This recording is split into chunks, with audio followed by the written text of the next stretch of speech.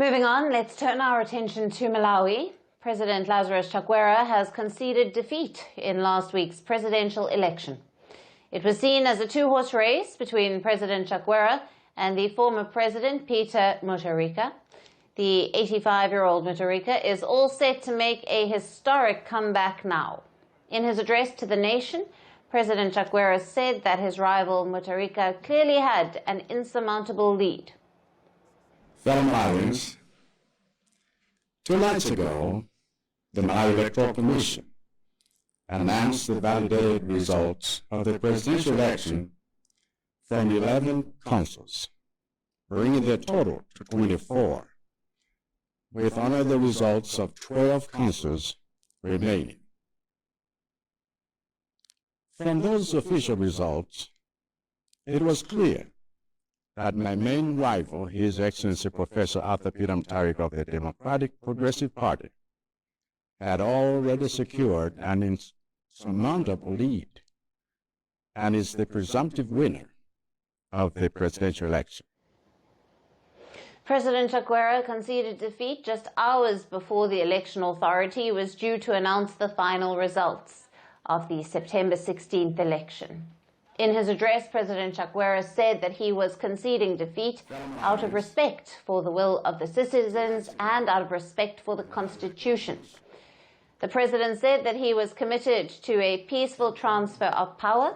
He also acknowledged the disappointment among his supporters. As Chakwera conceded defeat, Mutharika's supporters celebrated at the National Results Centre. Earlier this week, when Mutharika took an early lead in the election, President Chakwera's party cried foul. The ruling party claimed that it had evidence of rigging in elections and went on to file a complaint with the Election Commission.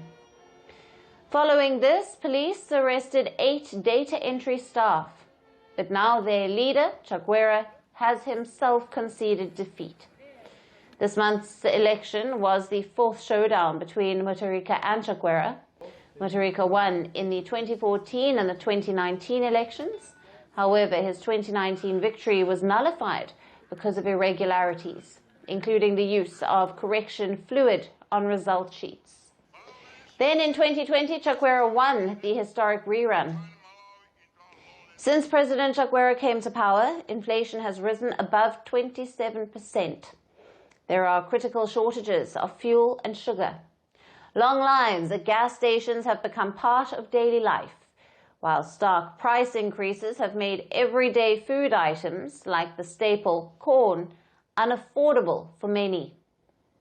When Chakwera came to power in 2020, he pledged to clean up graft, but his handling of cases, too, has been criticized as selective and slow. Adding to the country's woes, a devastating cyclone and a regional drought had wiped out crops and worsened the hardship. Now it seems that all of these unresolved issues have been responsible for Chakwera's failed re-election bid.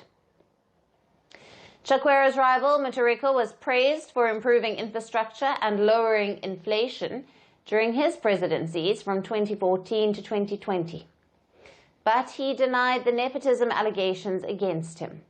And now Mutharika is all set to come back to power.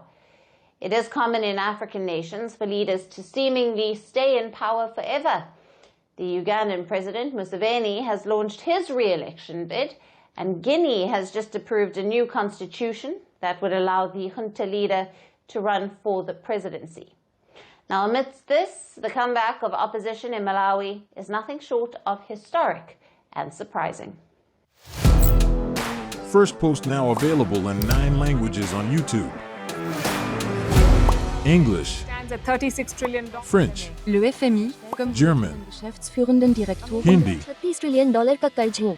Indonesian, Pemerintah tanpa pemeriksaan. Italian, Sekali radikali. Japanese, $4 Portuguese, por causa do próprio balanço patrimonial. Spanish. Beautiful bill. Go to Settings, click on Audio Track and select a language of your choice. Be the first to know what's happening around you in your first language. Firstpost.